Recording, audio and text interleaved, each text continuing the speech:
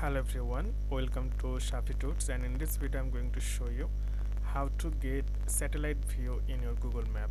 So I'm going to open the Google Map.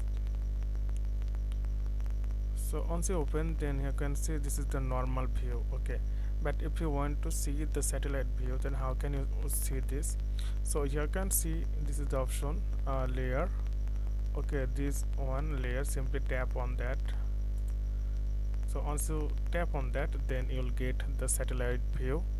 So you can say this is now satellite view, and once you again click here, you can see it's like satellite view. You can see the every country in the world, you can see very well. And if you just minimize it, then you'll see this is the globe. Okay, this is the globe, this is the blue part is the water, and you can see this is the this part are these parts are land.